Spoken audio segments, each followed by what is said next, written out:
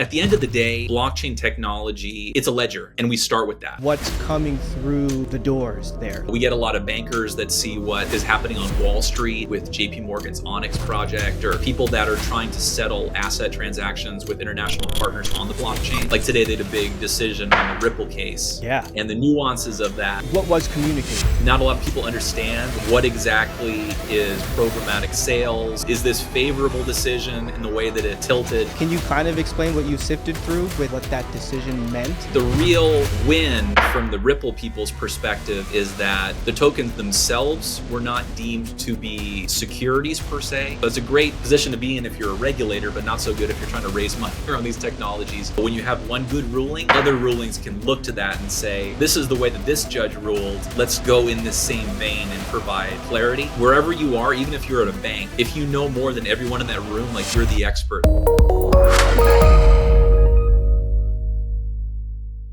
Robert Mowry is a man of many domains, including managing partner at RecTech, a fintech consulting firm that helps venture studios, accelerators, and fintech businesses succeed, chief marketing officer at Lighter, a fully decentralized order book spot exchange that operates on the Arbitrum 1 Layer 2 chain, a university instructor at UCLA Extensions teaching fundamentals of blockchain technology, and a managing general partner at Use Case Capital, a venture capital firm that invests in early stage companies that are using blockchain technology to solve real-world problems. Robert has been seen on Fox Business and offers a monthly newsletter, Rect Report, to over 1,400 subscribers. In this interview, we discuss the value of education in blockchain technology and technology law, insights into the recent XRP ruling, and a fun story of how a Superbowl bet turned into becoming a Bitcoiner. Here is my conversation with Robert Mowry. Welcome to the show. Pleasure to be here. Thanks for inviting. You mind if we just get right into some questions? Would love it. All right. So the first thing that caught my eye is this little blurb that came out of this section of the UCLA extension course. Reads, it covers the fundamentals, including understanding the difference between decentralization, distributed ledger, blockchain technology, and Bitcoin. And I personally think it's super important to distinguish and determine, separate all these terms, because some of it can all fall under just the name crypto, and that can get confusing. So could you explain to me how you define crypto and blockchain technology if you do see them as separate? Sure. So we take it from essentially decentralized ledger technology, blockchain as the capstone, and then work our way down. And crypto, really as the way that we understand it, is used to describe digital assets using cryptographic techniques to secure transactions and control the creation of new units. So creating these new cryptocurrencies, sending them to people, minting them, it's really a potential use of blockchain. But at the end of the day, blockchain technology, it's a ledger, just like an accounting ledger. And we start with that, like the ways that it can be centralized or not centralized, how the chain goes in sequential order, and how the process of securing the blockchain happens with different consensus mechanisms. And then finding out what you can do with that recorded data in a way that, if you distribute it, can be what's called trustless, so that everyone trusts what's happening with this data as you send it around the world and to different parties that don't know each other and that are trying to do international business, which in the past has been incredibly difficult.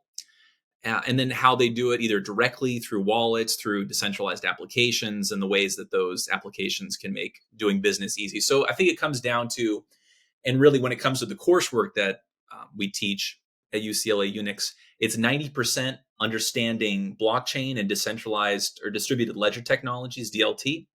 And then 10% is crypto, because for the rest of the world, they don't have the built out financial infrastructure that we do, or as it relates to securities. So crypto in the form of distributing ownership or control is a great means of doing the same types of things that a stock or that a bank account might do. Got it. And speaking of the course specifically, what kind of things can we look forward to seeing come out of the course?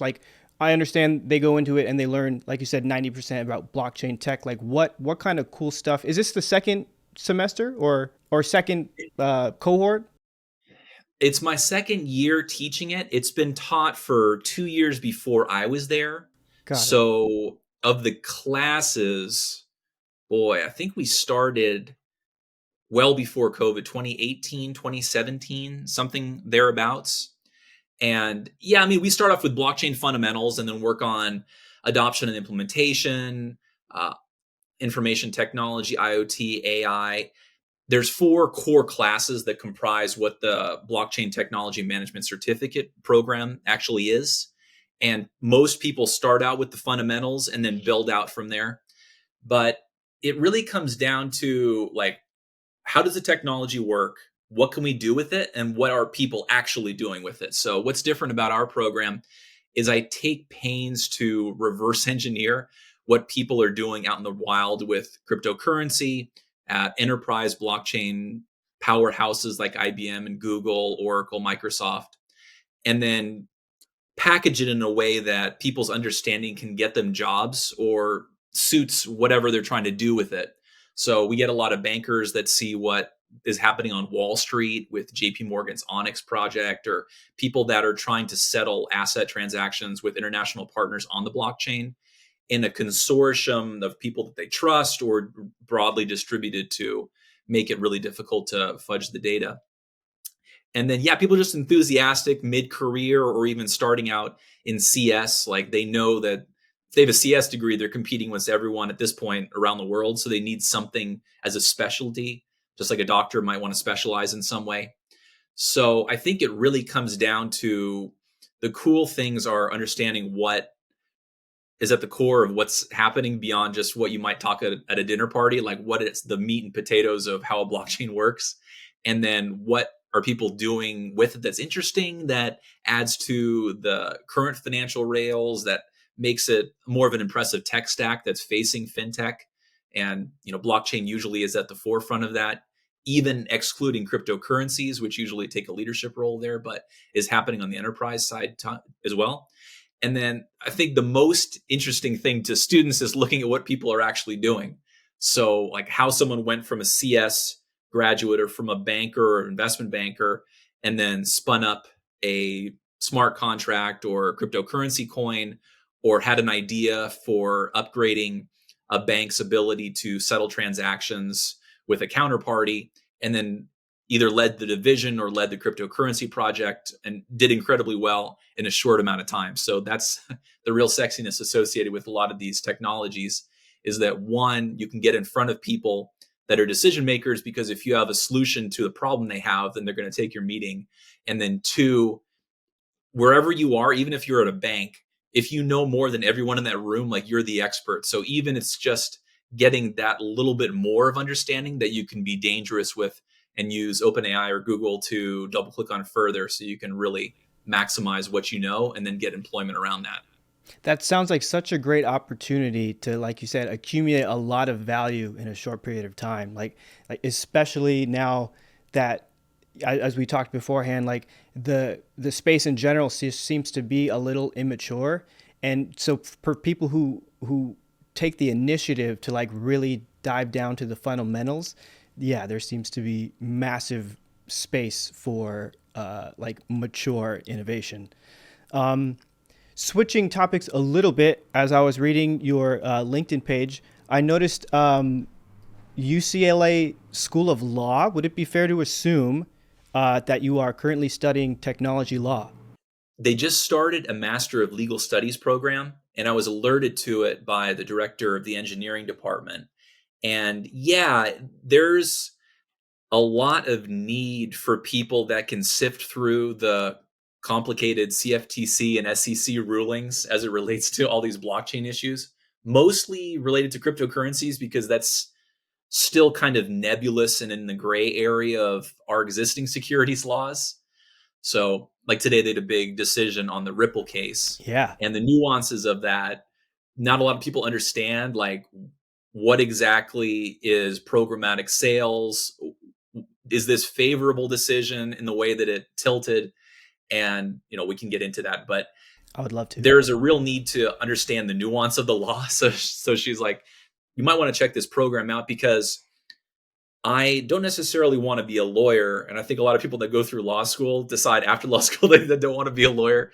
But understanding the meat of how to be able to read legalese and communicate into an approachable vernacular what actually is being communicated through these really obtuse documents, I think is important. So yes, next 2 years, I'm doing the part-time program, and there's a lot of classes actually because it's addressing the need in the private sector, but that UCLA Law School has to help people that want to be a patent attorney, to help create a ringed fence around the technologies that are here, and not a lot of people are trying to get in the early days.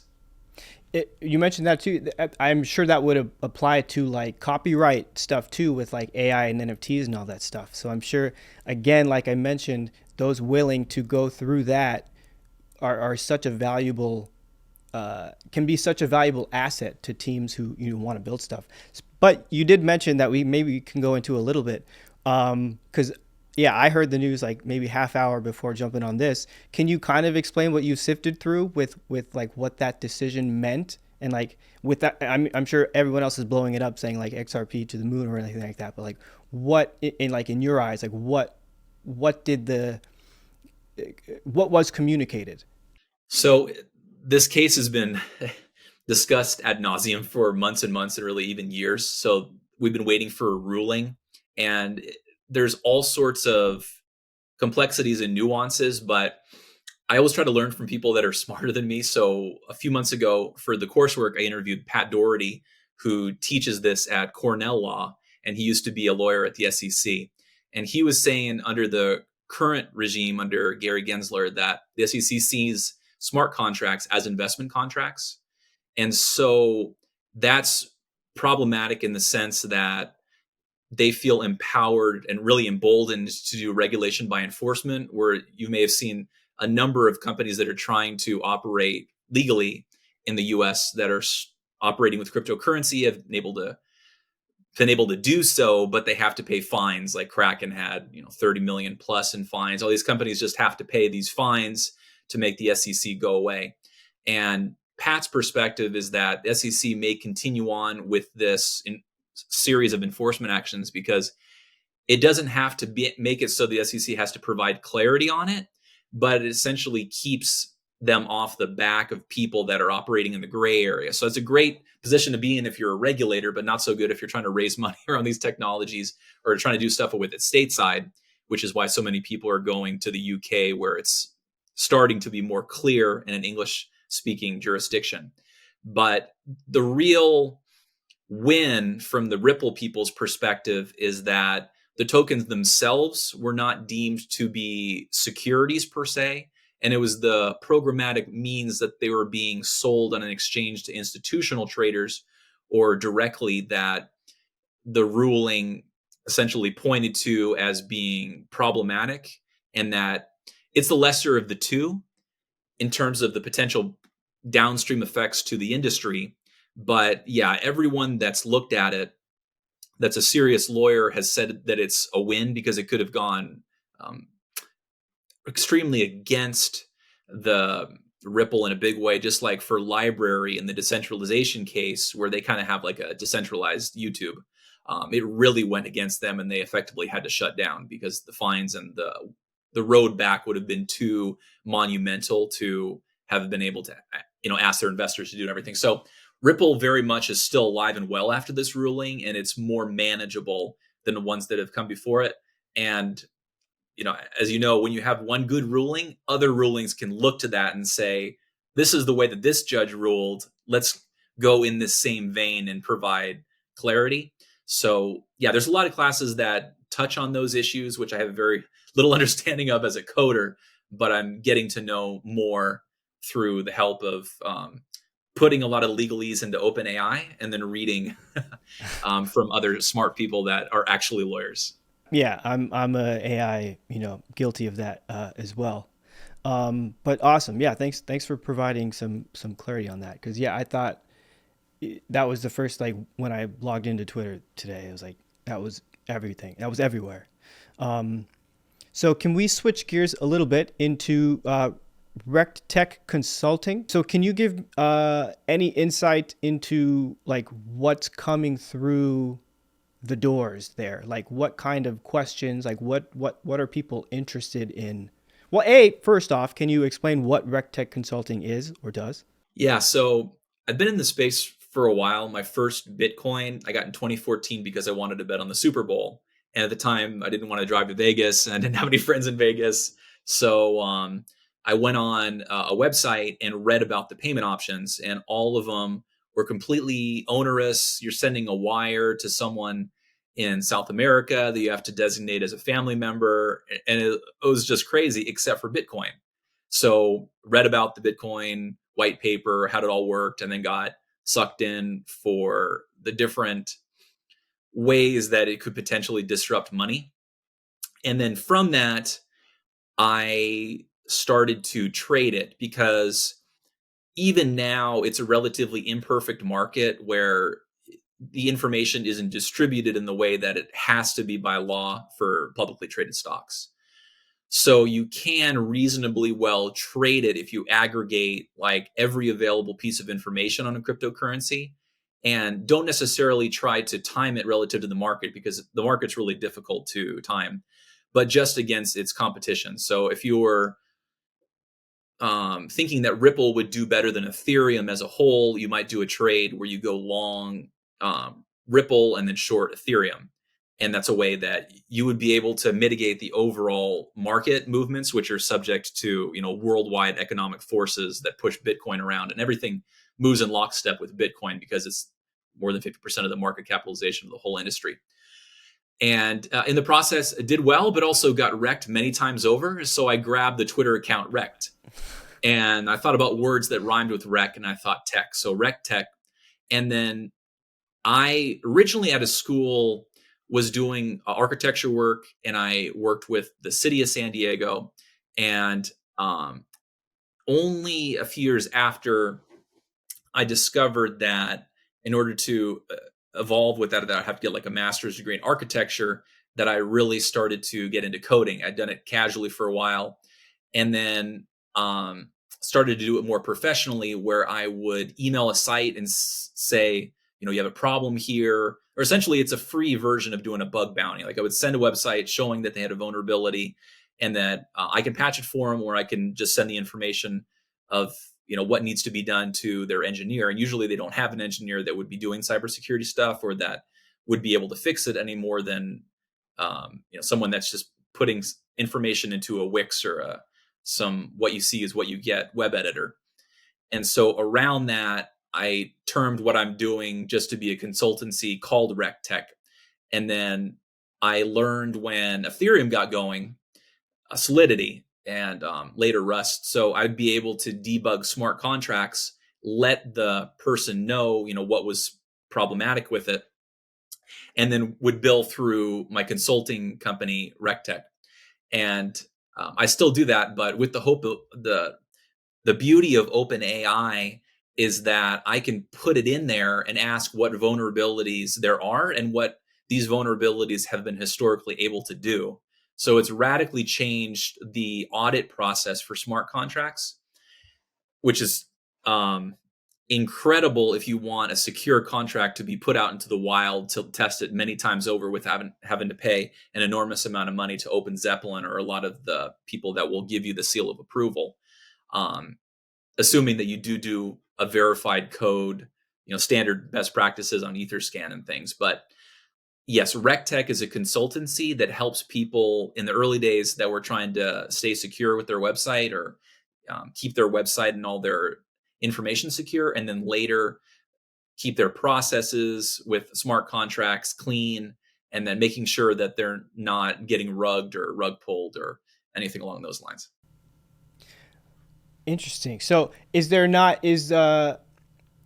any common theme of like what people are looking for now, or has basically OpenAI kind of taken over most of like the queries?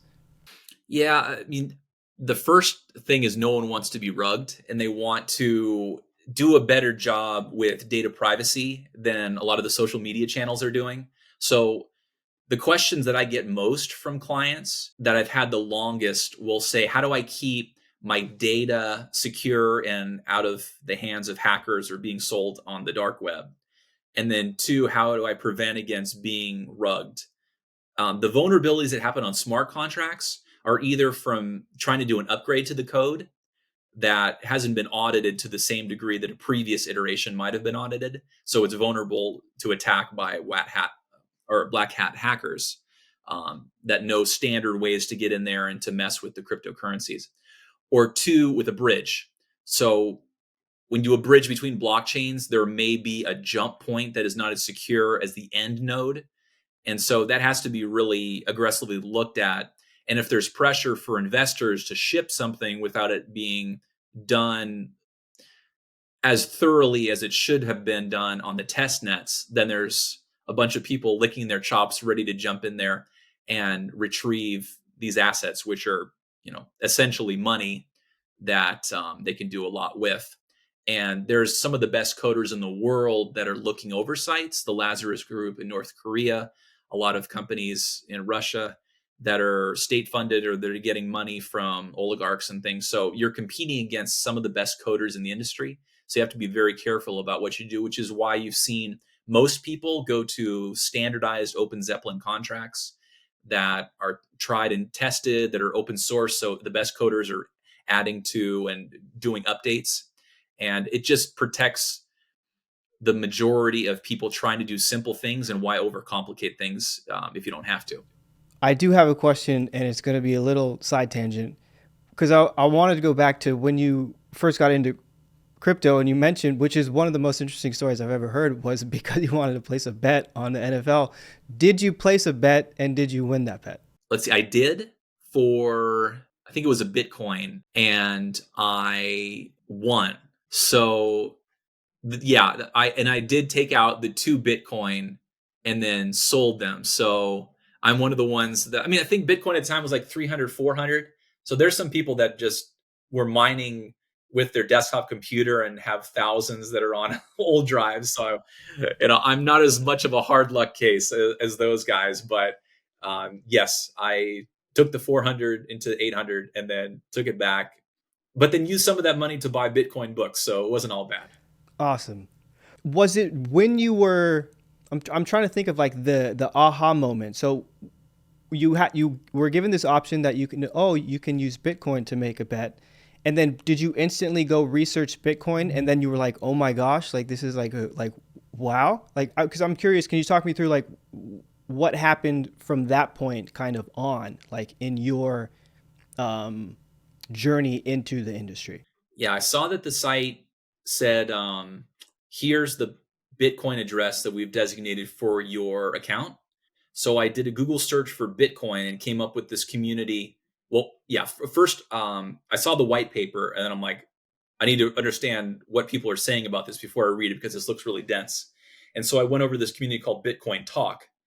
And then from there were a lot of really smart people talking about it, and the reason why Bitcoin was started out of the last financial crisis, and how banks really have a stranglehold on the financial system, and that the ways that transactions are looked over for potential fraud by the IRS or the bank thinking that things were being done, and people having their bank accounts closed, and like all sorts of the ways that the government has prying eyes over financial transactions, which I've never been affected by because I'm mostly just buying, DVDs and stuff, and not like an international financier. But once I understood that a lot of smart people have dedicated some time to doing development in the space for free, I'm like, okay, let's read this white paper. So I read the white paper, and I thought that it was really compelling, and then I saved it. And then I used local Bitcoins to buy through kind of like what Charlie Lee talks about when he founded Litecoin. In the days that he did it in 2011, you had to go to McDonald's with like cash, and you're giving it to the person, and then they do it wallet to wallet. But for mine, they had an escrow process where you could put in a certain amount of money, and then the escrow would release and it would get into your wallet. And then from that, I was able to make a deposit into the account to go. So it was like 2 or 3 sites. And then, while the game was happening and after the game, I was thinking about it, and I would search for some more Bitcoin sites, understand the people that were in the space. They were smart. They were talking about some interesting things. A lot of them are super libertarian bent or super like anarchist, which I really didn't identify with. I was like more of a moderate. But there were also a lot of moderates. They were saying like the ways that this can move forward the needle on fintech and make our lives easier and help people in high inflationary countries or that don't have access to bank accounts at all and are being stolen from, or there's predatory lending practices or things that um, affect them, or even in my area here in San Diego, like money being remitted to Mexico that have a lot of fees associated with it through Western Union or processes like that. So the ways that it could help. And yeah, that initiated some interesting threads that I would read on Medium or different subreddits that led me to make the decision to learn Solidity, which was available on various Git books where you could teach it to yourself. And it's very similar to JavaScript and so on. So I joined the legion of people that upped their understanding of these technologies. And when you're new to something, there's a lot of opportunities to position yourself favorably. So I've been able to do a lot with that and a certain amount of hustle. Yeah. I mean, yeah, it sounds like as I was going through, yeah, the LinkedIn page, it sounds like you're doing a lot. Uh, Speaking of, can you tell me a little bit about Lighter? Sure. So Lighter is a decentralized exchange on Arbitrum, which is right now the fastest growing layer 2 blockchain. So it's an Ethereum rollup. And the reason why most people will go on there is it's very secure, very inexpensive. There's a lot of support from the Lighter core team. And so you're seeing a lot of projects like Curve and Uniswap and the DeFi community really rallying around Arbitrum. And there's some initiatives that we're going to do into ZK Sync and different ways to securely give less of an expense associated with doing these transactions, which are spot Bitcoin, wrapped Bitcoin, and wrapped Ethereum trades on the exchange. But there's some more development that's happening there. And we really focus on partnerships. So it varies from day to day, but 30 to 50% of the 1 inch volume through Arbitrum is routed through Lighter. So there's a lot that we're able to deliver through on-chain order books. And most of the time, you're seeing DeFi be done through what are called AMMs, so automated market makers, where you don't need a counterparty and you're just putting your assets, usually 50-50, into a pool. And the problem with that, it works great for a lot of cryptocurrencies, but there's a thing called impermanent loss. And when one side of the 50-50 pool goes up, the other goes down, it'll still stay, $50 in one, $50 in the other. And it's meant to be right around 100 when one goes down, kind of one goes up. But in association with that moving in different directions, there's a certain amount of loss from bots that are doing arbitrage trades where one has a little bit more value than the other.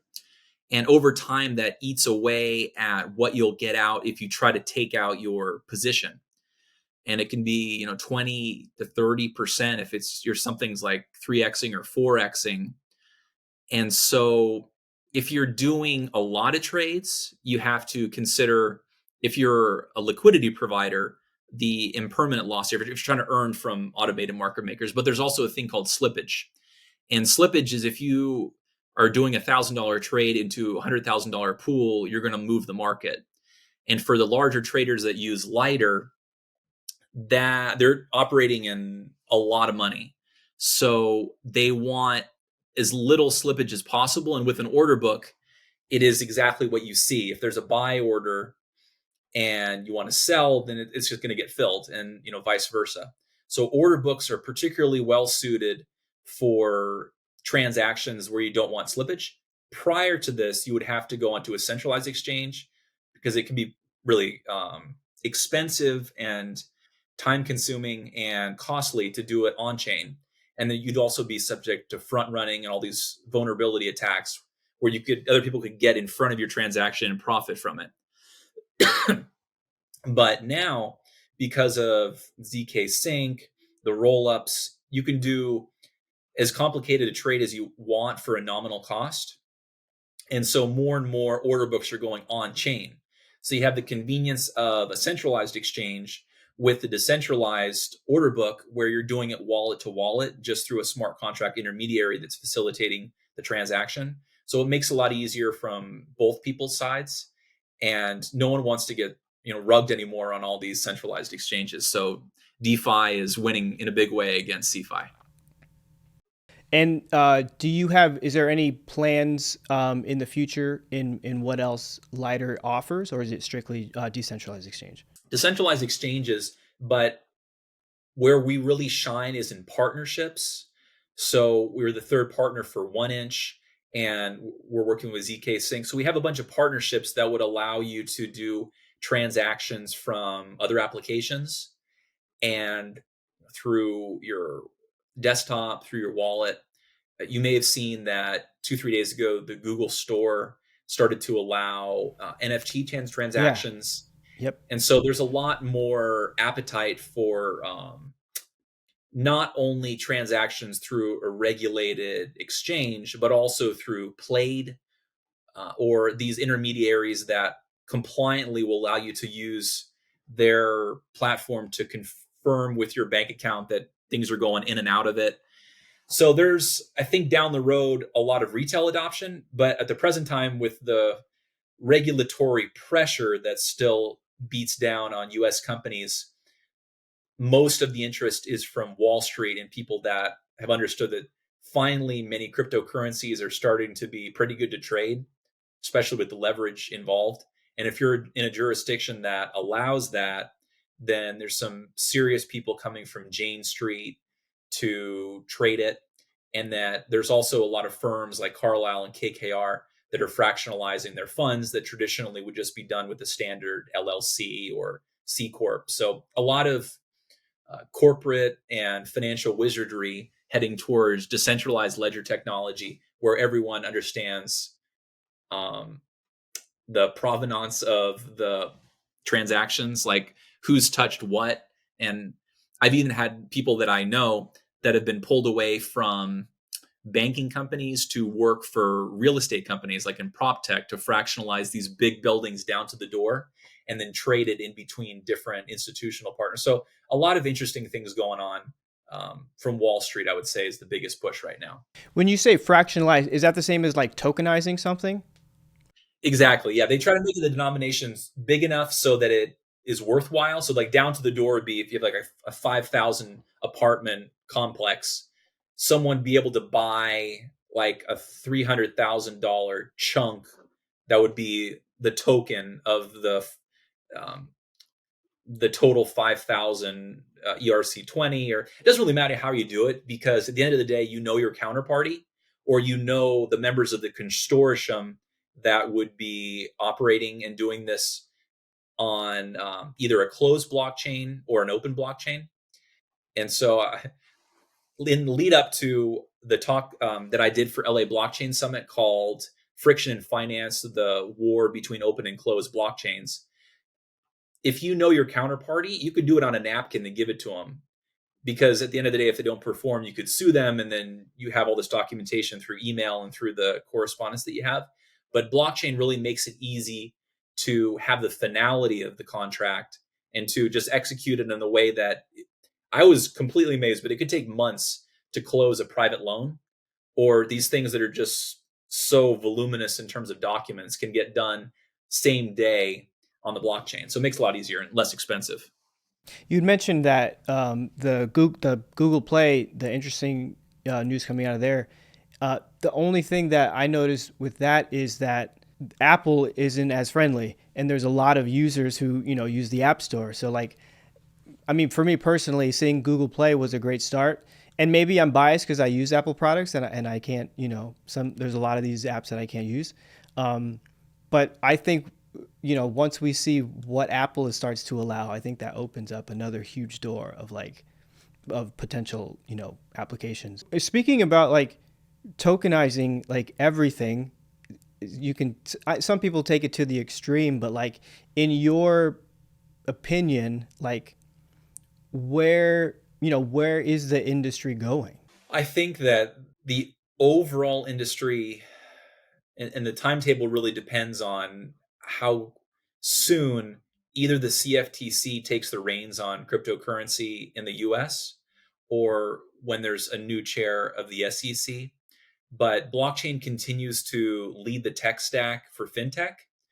And that means that more exchanges are being done either on chain or in a way that respects data privacy and that would allow the standard KYC AML, so the anti-money laundering know your customer laws that really affect anyone in the US and a lot of jurisdictions that are looking to make sure that we're not funding terrorists and that we're not doing anything unseemly, are comfortable with what's happening with assets being fractionalized and being held in wallets that may be outside of the purview of something that could be seized or frozen in the form of a bank account or a brokerage account.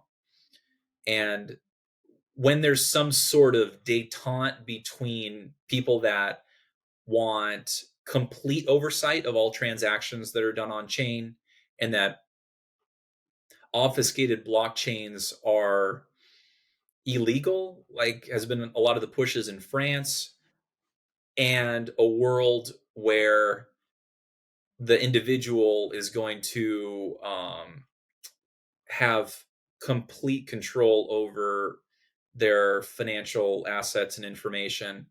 And so I think down the road, you're going to see much more of a middle ground blend. Like you're already seeing in Wyoming that they have a DAO structure, which is essentially a limited partnership. And as I understand it from a number of blockchain lawyers that I've been talking to, you can fractionalize shares of a corporation and just hold them on a ledger. And a decentralized ledger or a smart contract ledger can operate as that.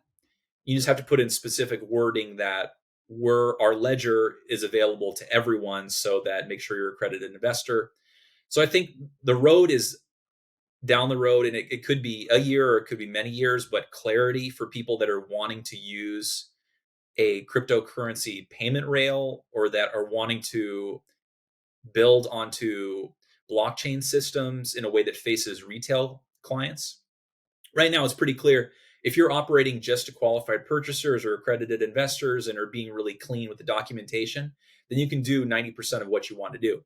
But the platforms that really got in trouble, like Abra and FTX and Binance, like they're trying to operate with retail traders, which the government knows that essentially they're on the hook for these individuals and any resources that they have. So they want to be super careful that they're not buying a bunch of Dogecoin and losing it all, as we all have known people that have done after Musk went on SNL.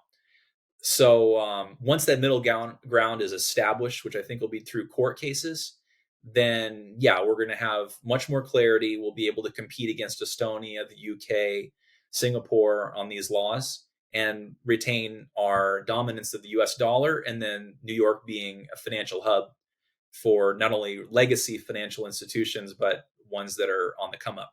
So fingers crossed for that. And it looks like that's in the cards. And if there's a cooling, I think that at some point it'll get figured out. And hopefully it'll be figured out on the side of innovation. Excellent. So for anyone, anyone who is watching and maybe they, for some reason, just kind of stumbled into the space, or maybe it was their first time reading the white paper, like if you could have any advice of where they can spend intentional energy learning to bring the most value, like what advice would you give? Reddit for long form crypto discussion, and then Twitter for short form. And you can get 90% of the knowledge because Twitter, you'll get a taste.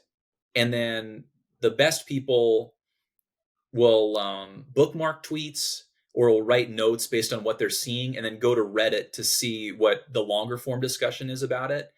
And then on Reddit, sometimes you'll get a highlight or a hyperlink to like actual docs or things that you can read that'll be more exhaustive. But do your own research. You got to go to look to something more um, in depth. And then if you're trying to answer a question that you have, like make sure you answer the who, what, where, when, why, and how. And if you're trying to come into the space to invest, it took you a lot of time to make the money. So try to take at least 1/10 of that time to research what you're doing, because so few people. I mean, the biggest joke that we see, and it's a meme, is at the end of the YouTube video, they'll say, do your own research. And the number one comment of the guy is like, you are my research. So take the time to understand what's being done.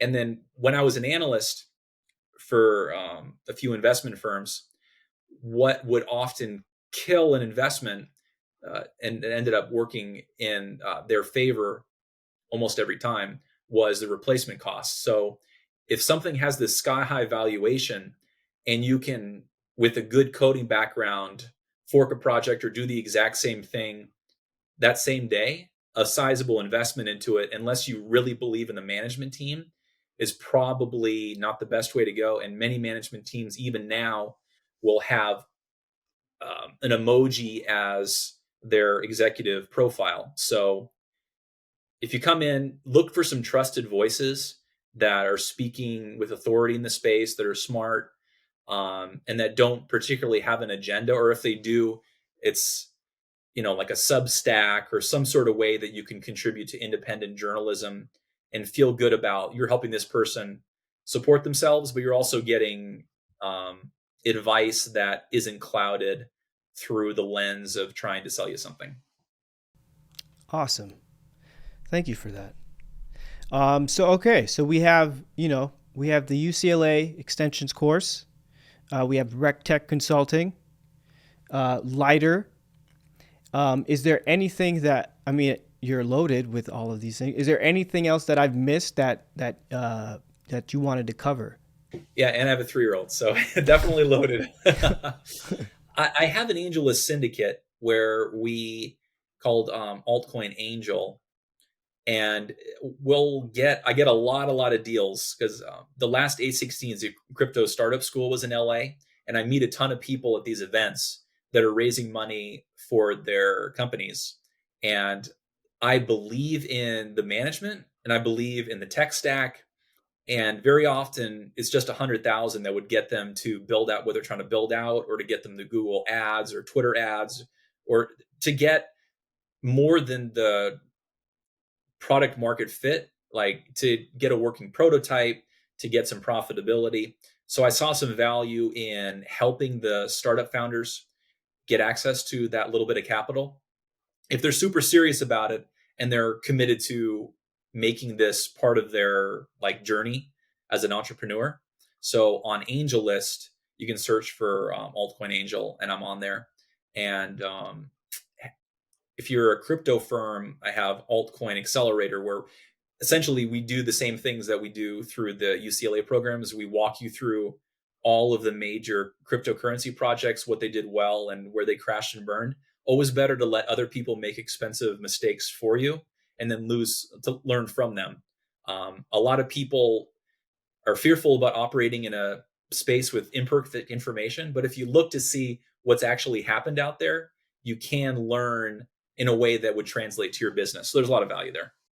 Awesome. And I'll provide links to those in the description of this video, all those links. Well, thank you very much. I appreciate you coming on. I learned a lot. You probably are number one in best stories of how you were introduced to Bitcoin, because that one threw me off. Usually it's someone, met someone who was working with someone and they mentioned it, back, when it was cents to the dollar or something. And, but you just wanted to place a bet on an NFL game, and look at that. Awesome. Simple man with a simple request, make a bet. But I appreciate, what you're doing in terms of your preparedness. And I love this format. And I love what Metallicus is doing too, because there's so few people that are doing an exchange platform or the blockchain in the right way that's compliant. And there's a real push to get a quick return or to do things that aren't really sustainable. So the slow way that you have methodically built quality and value for your customers, I think needs to be trumpeted out there. So I love that you're putting this information out there to highlight your most deserving brand. And yeah, whatever I can do to highlight blockchain projects like yours that are doing it the right way and giving customers a good experience they can feel good about, because that's what really adds to the industry and counterbalances what Celsius and FTX have taken away from it. Absolutely. Well, thank you very much. And I look forward, we'll definitely be having you on again soon. So thank you very much. Thanks, Andrew.